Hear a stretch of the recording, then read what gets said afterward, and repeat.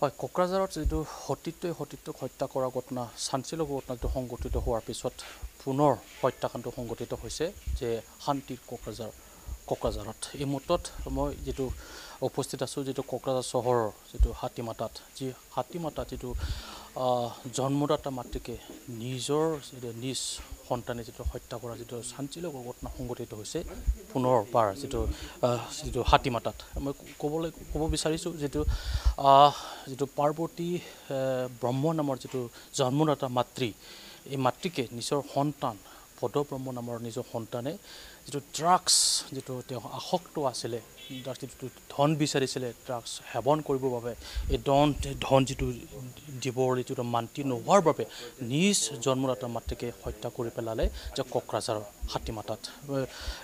যিটো সামগ্ৰিক পৰিৱেশ মোৰ সহযোগী ডান্সে দেখুৱাইছে, এয়া হৈছে যে হাতীমাতা যে ইতিমধ্যে আৰক্ষী বাহিনী ইয়াতে উপস্থিত হৈছে, যে পৰিৱেশ বুজ ল'বকৈ ইয়ালৈ আহিছে। এয়া হৈছে যে এইকণ যিটো বাসগৃহতে নিজৰ যিটো জন্মদাতা মাতৃকে হত্যা কৰি পেলালে সন্তান যিটো পদব্ৰহ্মই, এয়া যিটো চাঞ্চল্যকৰ যিটো ঘটনা সংঘটিত হৈছে পুনৰ।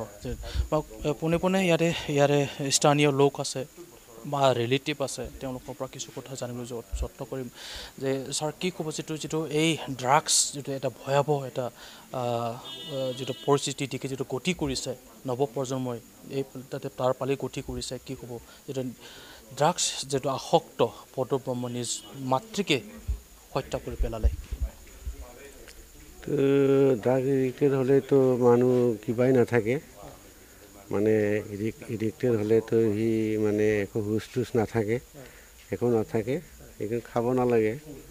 কিন্তু এতিয়া মানে মানুহবিলাক এইটো খাই পেলাই আসক্ত হৈ গৈছে, নৱপ্ৰজন্মবিলাকে এইটো খাই পেলাই ভাল পায়, খাই পেলাই মানে এতিয়া একো হুচ নাথাকে। এতিয়া কি কৰিব আৰু, এতিয়া মা দেউতাৰ কথা নুশুনে, মানে পইচা বিচাৰি নাপালে মাৰে, কাজিয়া কৰে, ঘৰত হুলস্থুল কৰে, এইটো ভাঙে, তেনেকৈ কৰি পইচা দিব লগা হয়, তেনেকেই আৰু। এতিয়া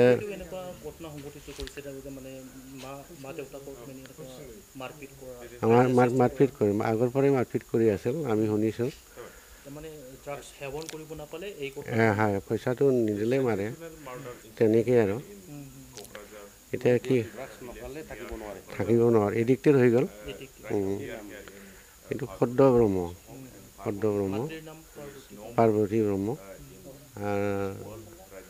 দেউতাৰ নাম নগেন্দ্ৰ ব্ৰহ্ম,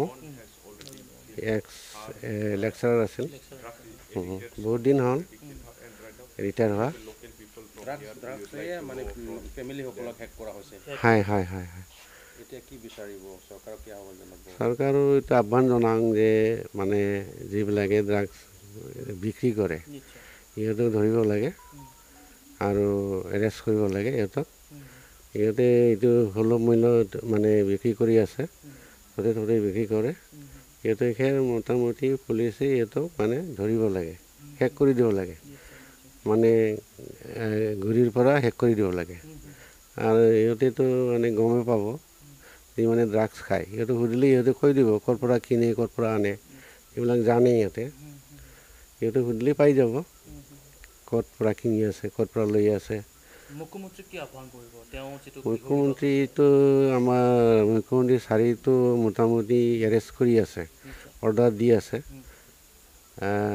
এই উচ্চ পদস্থ বিষয়াবিলাকক এইটো অৰ্ডাৰ দিয়ে ৰাখিছে, মানে এৰেষ্ট কৰিব লাগে, এৰেষ্ট কৰিও আছে, জাগাই এৰেষ্ট কৰিও আছে। মানে তথাপিও সিহঁতে হাৰি যায়, তেনেকৈ মানে আৰু আকৌ কামত লাগি যায়, তেনেকেই আৰু মানে চলি থাকে। হয়, কৰিব লাগে, তেতিয়া অলপ নিয়ন্ত্ৰণ হ'ব, ভয় খাব।